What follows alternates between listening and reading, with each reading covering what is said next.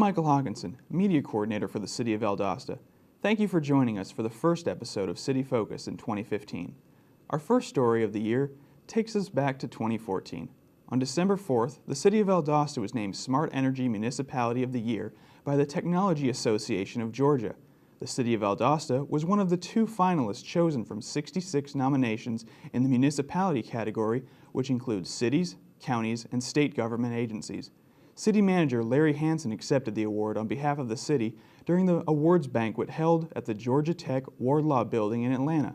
I talked with him about some of the steps Valdosta has taken to earn the title of Smart Energy Municipality of the Year. Some of the things we've done in the area of smart energy are probably a decade ago changing out all our traffic bulbs and our traffic signals to LED bulbs, which are much more efficient, have a much longer life expectancy. When you have 125 traffic signals like we do, that really matters. And now we're excited that we'll be one of the first 5 cities in Georgia out of 535 to transition all of our street lights to LED lighting, and they're much more efficient, much longer life expectancy. The technology in them will notify the company immediately if one is burned out or malfunctioning. They have a much higher quality light. There's less spillage, and there's less dead areas in between lights. So it's going to improve street lighting at less cost and with a much greater life expectancy. And we'll be the first city in South Georgia to have our entire city street lights changed to LED lighting. So we're excited about that. But today we look at energy, and smart energy in particular, in everything we do, whether it's how we operate our water plant, our wastewater treatment plants, use of generators, so that on days, particularly peak days in July when power is at its highest, there are days we shop rates. We may choose to operate our facilities with our own generators as opposed to purchasing power off the grid from the providers. It saves our taxpayers money, saves our ratepayers money. So we look in every case that we do. In fact, we had set an example several years ago to try and decrease our energy costs by 10%. And we've met that goal now, and so we want to establish a new goal because it's something we should constantly do. And it's really about all providing a better service at the least possible cost to our taxpayers and our ratepayers. For a detailed look at the steps Valdosta has taken to become the Smart Energy Municipality of the Year, visit valdostacity.com. Welcome back to City Focus. On January 20th, Valdosta began resurfacing over 2.5 miles of streets using funds provided by the state's Department of Transportation Local Maintenance and Improvement Grant and SPLOST 7. Well, the ultimate goal of the project is to fix chronic repair problems that need to be repaired. Most of the time we're going to be replacing some stone underneath that's supporting the road. Then we're going to put new asphalt on top. People who aren't in the business really don't know that paving costs a lot of money. Of course, asphalt is tied to the petroleum prices, and then we're depending on rock and other things. So it costs a lot of money to we're also influencing what's underneath the roads too in terms of pipes and things. So and putting in curb. So it's really expensive. So we're getting it a little bit at a time. There's a lot of different factors that we're making the city better in terms of quality of life, in terms of the smoothness of ride. It's not just citizens; it's also people who visit the city, and a smoother ride would make them want to tend to visit more in the future. Okay. The resurfacing work will be more than just making sure the roads provide a smooth ride. Work will also consist of repairing gutters, curbs, and bases, milling of existing asphalt, root removal, and other related work. Drivers are urged to remain careful around construction areas and be aware of traffic warning signs. While work is underway, some streets may be closed during the day. No doubt there will be some inconvenience, some lane shifting, but I'd say that if they would put up with these short-term inconveniences, the long-term ride will make up for it. The long-term benefits will make up for it. To view the LMIG 2015 map showing where repaving will be done, visit the project's news and updates page on the Engineering Department's page at valdostacity.com. For additional information, contact the Engineering Department at 229-259-3530. And during the Azalea Festival, the City of Valdosta's booth hosted a presentation on firearm safety. Anyone who owns a firearm has a responsibility to themselves and those around them to ensure that everyone will be safe around the firearms. Officer William Shirley of the Valdosta Police Department came by and gave us some tips on gun safety. I'm Investigator Shirley from the Valdosta Police Department. I've received several questions relating to firearm safety, and I wish to relate to you the answer to some of those questions. First off, always keep the gun pointed in a safe direction. Doing this reduces the chances of someone being injured in case it accidentally discharges. Number two, keep your fingers off the trigger. If your fingers aren't on the trigger, the chances of that gun accidentally going off greatly reduce. Number three, firearms should be unloaded when not in use. Maintaining, cleaning, storing them. Make sure the firearm is completely unloaded. Familiarize yourself with the firearm. Understand how it operates. The more you know about a firearm, the less likely an accident is going to occur. Don't depend on the firearm safety. Always keep the weapon unloaded, pointed in a safe direction, follow all the safety steps. Safeties fail. Store the firearm in a secure locked location away from children, such as a gun safe or a cabinet. Store any ammunition separately from the firearm. This reduces the risk if a child or some other person finds it from loading the firearm and accidentally discharging a round. If children or family are at the residence, let them know not to play with firearms. They are not toys. Utilize a gun lock to further secure the firearm during storage or transport. This adds extra safety. Just in case somebody does find the firearm, you have to have a lock and key to actually utilize the firearm. This doesn't prevent anyone from using it. If someone is determined, they can cut the lock. However, it is a deterrent and will assist in children. To utilize the safety lock, it goes through the slide, down the magazine chamber, and locks like so. This works with small caliber pistols, large caliber pistols, and for long rifles and shotguns. Remember, anytime there's a firearm involved, safety should be everyone's #1 concern. If you would like one of the gun locks you've just seen in the demonstration, the Valdosta Police Department provides them free for citizens who need one. They can be picked up at the Valdosta Police Headquarters at 500 North Toombs Street. And for more information on firearm safety, call the VPD at 229-242-2606. On May 19th, a crowd gathered for the accreditation award ceremony at the Valdosta Lowndes Regional Crime Laboratory. The occasion celebrated the Regional Crime Lab's international accreditation through the American Society of Crime Laboratory Directors. We spoke with Valdosta Police Chief Brian Childress after the ceremony. You know, you see all these names on the side of the building right now, but we're already serving, law enforcement agencies from Moody Air Force Base.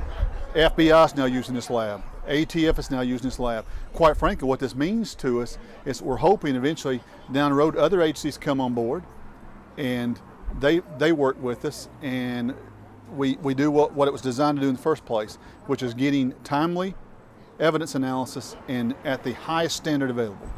We felt it had become accredited because of the people that are involved here and the job that they do, and they've done an outstanding job in abiding by all of the rules and regulations that are required for them, and they want it to be accredited, and that makes a big difference when they want to do it, because it's a lot of hard work, and so they had to spend hours on end accomplishing this. I just want to say it's a great day for Valdosta and the community. Earlier this year, assessors from the accreditation team visited to assess the operations of the lab, such as lab management, firearm analysis, fingerprint identification, and crime scene investigation. The team recommended accreditation, making the Valdosta Crime Lab Georgia's first local laboratory to receive such a distinction. Congratulations to the Valdosta Lowndes Regional Crime Laboratory staff for outstanding performance. The City of Valdosta began construction on the Force Main project in June 2014 with an expected completion date of around January 2016. The city is making significant progress on this project, and it is almost 7 months ahead of the original schedule. The project includes a new 6.2-mile force main, a series of new pump stations, a new headwork structure, and a 6 million gallon flow equalization basin. Recently, we took the Metro 17 cameras out where a 300-foot laser-guided tunnel was being installed 20 feet below I-75 for the new 42-inch force main. To fully understand the magnitude of the process, we spoke to Assistant Utilities Director David Frost. Well, what it is we have a 6.2 mile force main that's replacing the 54-inch gravity main right now that we have going to our wastewater treatment plant, our Withlacoochee plant. What this will do, this will replace, it's a 42-inch force main. The force main itself will replace the 54-inch gravity main.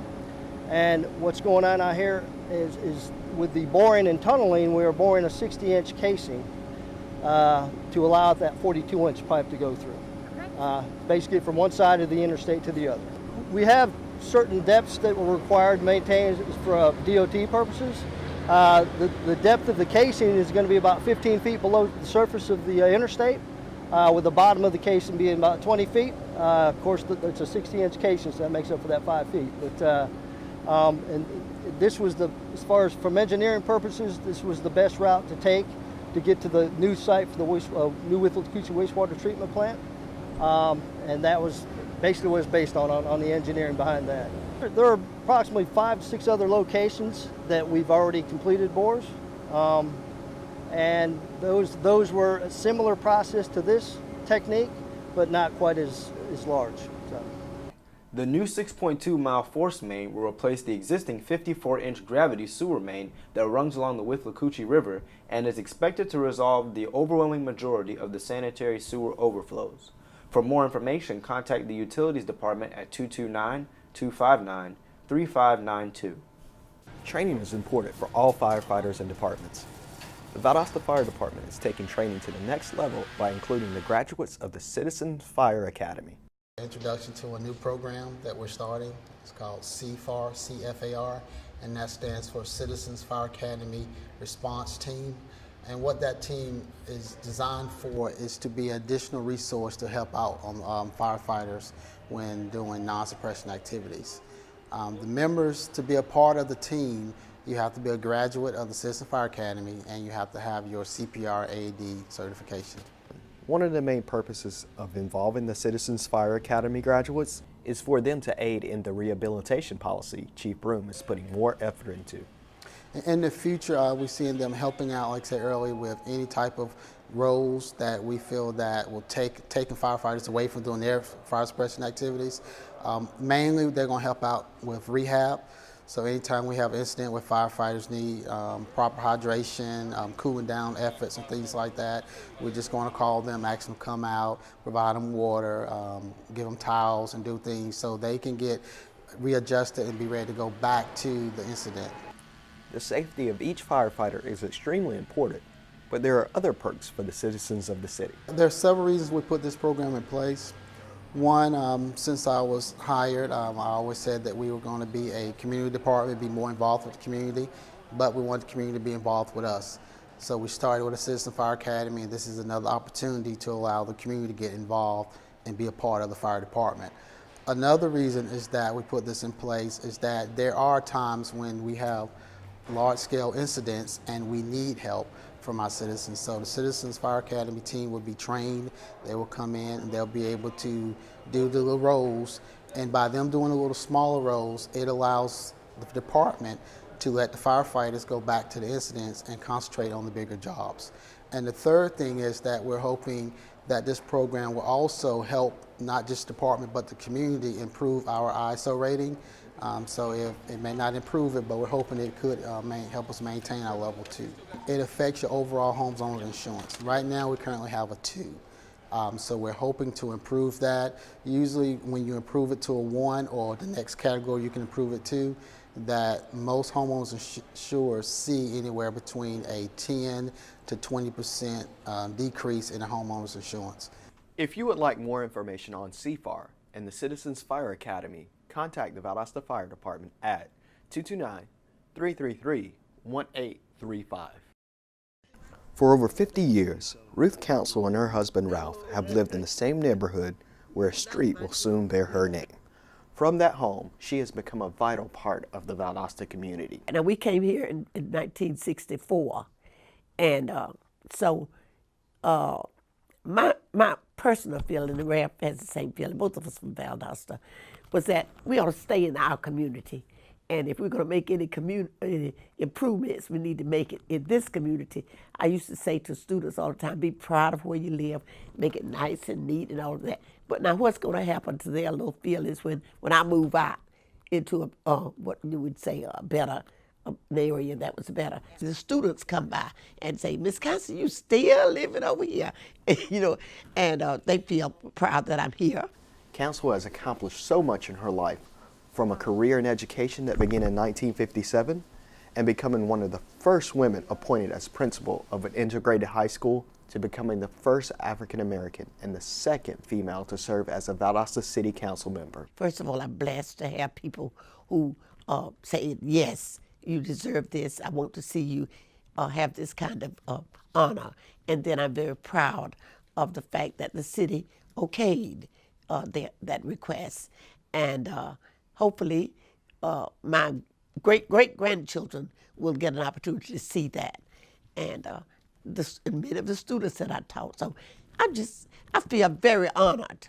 Council is very grateful for all the help and support she has received over the years. I don't know how these things have happened to me, but I do know who caused them to happen.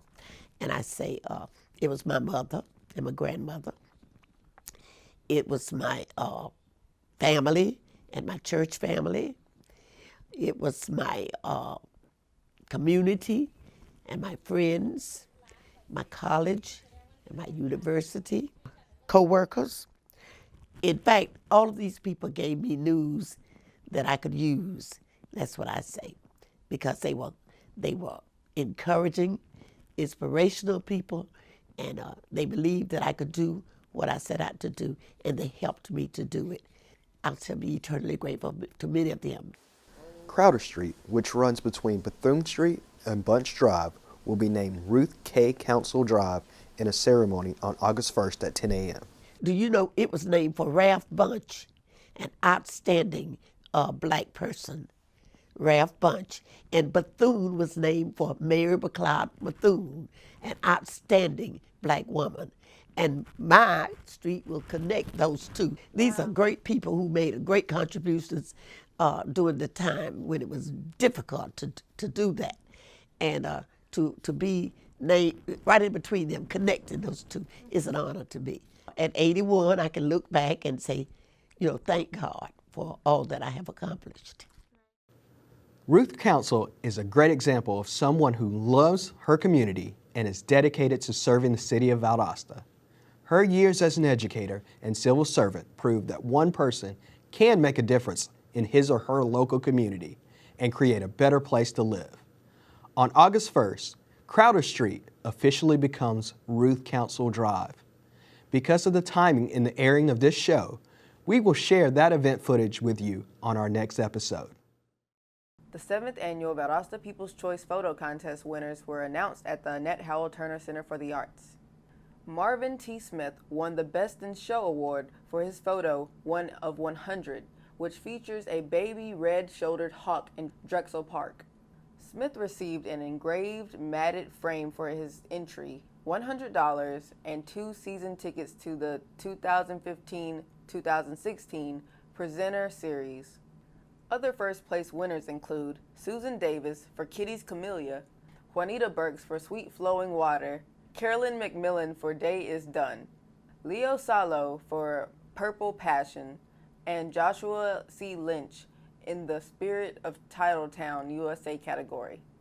In August, the winning photos will be going on a traveling display in various locations in the city and may also be viewed at the city's website at www.valdostacity.com.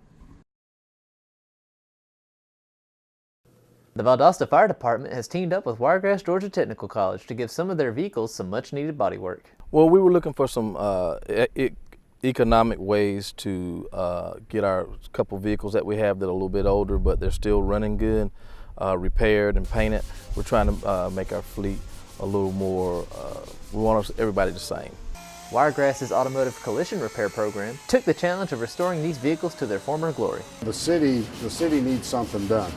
They need some work done on this vehicle, and we need a vehicle like this basically to train the students with. So it's a win-win deal for both of us. They can get some work done on this vehicle, and we can train our students on it.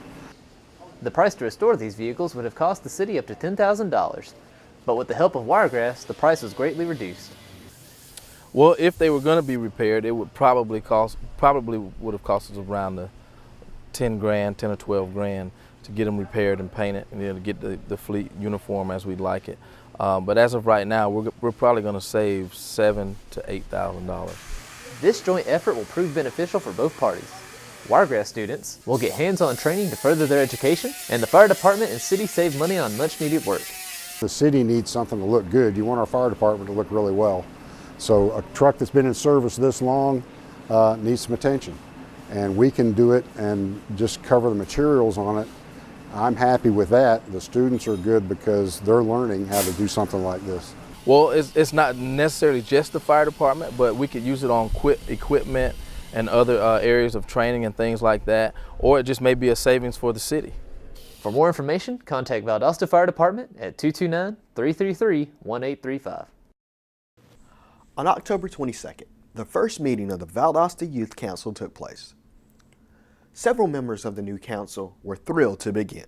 I am very excited because I never knew that my idea would actually transform. I'm really excited. I feel that it's going to be a great opportunity to learn lots of stuff and be an active part of the community.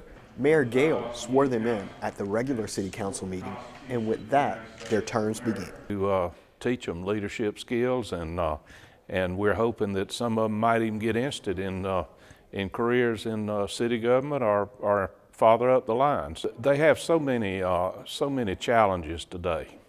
And there's just so many of us that have something to offer to the kids all over the community. The group will have their second meeting on November 19th, and the public is invited. Metro 17 will be there to cover the meeting, and we are producing a teen show about the Youth Council that you will see right here on Metro 17 in the coming weeks. The Valdosta Police Department is teaming with local church leaders to start a police chaplains program. The purpose of the program is to provide spiritual support to citizens and officers who may need it. They will be available at the department or on scene to talk with anyone that needs a sounding board after the traumatic things that victims or officers may have to deal with. So as a chaplain, we are here for those guys. We're here to be that bridge for them. We're here to be that sounding board. We're here. You have no clue of what a police officer sees in the course of a night. In a 10-hour, 12-hour stretch, you go from a domestic dispute to a child who's been molested, to a burglary in progress, to a foot chase, back to another car wreck with injuries, back to a fire where there's a death, back to another 1050, back to another foot chase. And your adrenaline is doing this all night. And throughout the course of the night, that guy still has to maintain the perfect composure for the public, because at any point in time, somebody sees him in a down moment, then they say he's a bad cop. And so he maintains a great mask that many never see beyond the badge or the uniform to see that person that Pastor Matthews is talking about. So as a chaplain, my job is to be there to let him talk, spill his guts, hear where he's at. And sometimes it's not even just to provide an answer, but it's just to hear what he has to say. The group of 5 chaplains could increase to 8 in the future. For more information on the Police Chaplains Program, contact the Valdosta Police Department at 229-242-2606. On October 15th, the Georgia Department of Human Services and the South Georgia Regional Commission began a pilot shuttle program to serve citizens in the city of Valdosta. The shuttle is free to clients, but citizens have to fill out a mandatory registration form and show a client ID card once they have been registered. The pilot program started October 15th. It will run through June 30th, 2016. The response has been tremendous. We've had over 300 people register thus far, and we continue to receive call-ins about it. We've also seen applications daily coming into the office for clients who are willing to ride. There's been discussions about public transportation in Valdosta since the city became a metropolitan area in 2000. This program will allow officials to better estimate how much of a need is actually here. Our goal is to show true ridership numbers for the city. It's been a growing need, and we've obviously talked about it almost ad nauseum for the past several years now. This program will actually give us hard data to use for the decision makers of this community to fully implement a transit program if they deem it necessary. The shuttle will begin its route at 8 a.m. near Mildred M. Hunter Community Center and will loop around every hour until 5 p.m. Monday through Friday. The route was chosen based on a study conducted by students at VSU that examined a number of topics including age, poverty, race, and education. The requirements of the funds, and this is something that's a bit hard to explain, the 5317 funds require us to target individuals who are elderly, disabled, and low income. We were able to use a study done by VSU students about census data and target these populations in our community based on that study. And we were able to route the shuttle through these areas so that technically everyone is eligible to ride.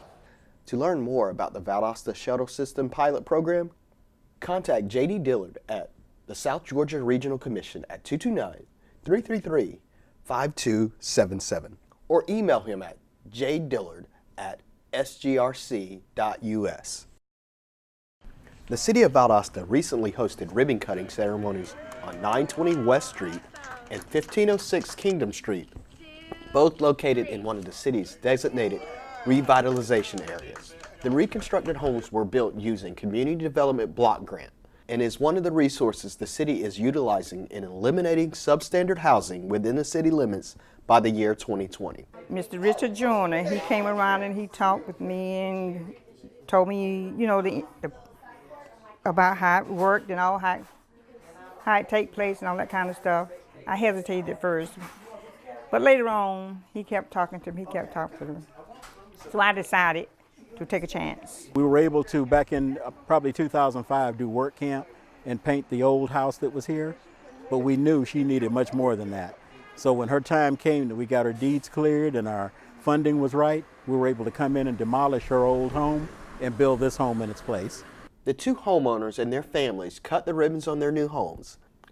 Valdosta Mayor John Gale, Councilman Sonny Vickers, Neighborhood Development Division staff, and contractors for each home were present at the ribbon cuttings. I love it. I wouldn't take nothing for it. I love it. Ooh, I feel wonderful. This house is new, and it's a whole lot different. The CDBG program is designed to provide decent, safe, and affordable housing and increase economic opportunities for citizens of the City of Valdosta. To be eligible for the Reconstruction Home Program, a homeowner must meet income eligibility and must reside in the home, and the home must be deemed unsafe for living. And I'm just proud to be able to help our community and contribute to this community. For more information, call Neighborhood Development Division at 229-671-3617.